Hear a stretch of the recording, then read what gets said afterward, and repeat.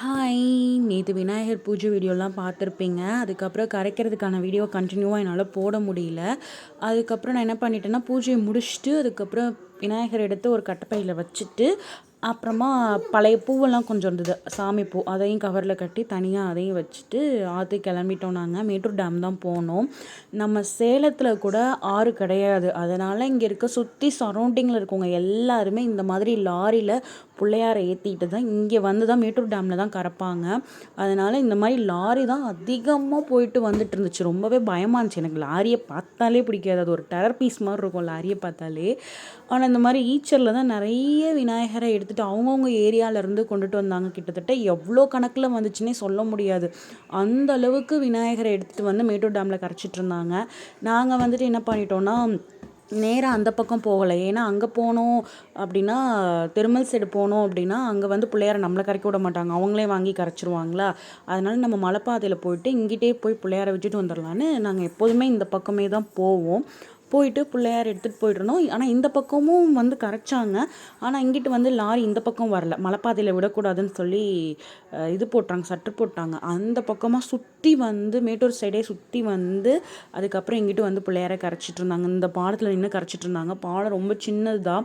எங்கள வந்து தண்ணிக்குள்ளலாம் விடமாட்டேன்னு சொல்லிட்டாங்க. போன டைமே அப்படிதான் சொன்னாங்க. தண்ணிக்குள்ள நம்ம அலோடு இல்ல அப்படின்னு சொல்லிட்டு. பெரிய பெரிய பிள்ளையார மட்டும் வேணா கரைச்சிக்கலாம். இல்லைன்னா கரைக்க போறவங்க கையில நம்ம குடுத்துரலாம் அப்படின்ற மாரி தான் சொன்னாங்களா.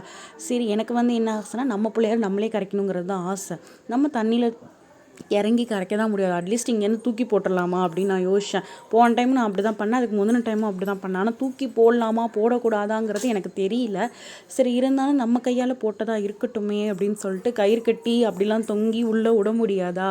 இந்த இடத்துல ஏற்கனவே இவங்களும் பாப்பாவும் நின்றுட்டு இருக்கும்போதே அங்கேருந்து போலீஸ்காரங்க வந்து என்ன இவ்வளோ க்ளோஸ்அப்பில் நின்றுட்டுருக்கீங்க, க்ரீன் கலர் சட்டை குழந்தையும் ஆரஞ்சு கலர் சட்டையும் கொஞ்சம் தள்ளி வாங்க அப்படின்னு வந்து மைக்கில் வேறு அனௌன்ஸ் பண்ணாங்க. இவங்க அதுக்கே டென்ஷன் ஆகிட்டாங்க. திட்டுறாங்க, சீக்கிரம் போட்டு வா போகலான்னாங்க. அட இருங்க கொஞ்ச நேரம் விநாயகர் கரைக்கிறத பார்த்துட்டு போகலாம் அப்படின்னு. இங்கே பார்த்தீங்களா எவ்வளோ குட்டி குட்டி மீன்ஸ் பார்த்தீங்களா, உங்களுக்கு கணக்கு தெரியுதா என்னன்னு தெரில. அவ்வளோ மீன் தண்ணிக்குள்ளே கொச்சு கொச்சு கொச்சு கொச்சுன்னு.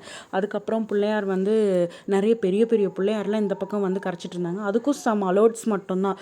அந்த கயிறு கட்டியிருக்க வரைக்கும் மட்டும்தான் பிள்ளையார வந்து கரைச்சி விடணும். அந்த பிள்ளையார்லாம் அங்கனே தான் கிடக்குது பாருங்கள். போகலை, தண்ணிக்குள்ளே போகலை. போட்டு அந்த இடத்துலயே அப்படியே இருந்த மாதிரி இருந்துச்சு. சரி நம்ம பிள்ளையார 6 மணி ஆகிறதுக்குள்ளே விடணும்ல, மணி 5:45 ஆக போகுதுன்னு சொல்லிட்டு சரி விட்டுறலாம் அப்படின்னு சொல்லிட்டு நான் இங்கேருந்தே தூக்கி போட்டேன்.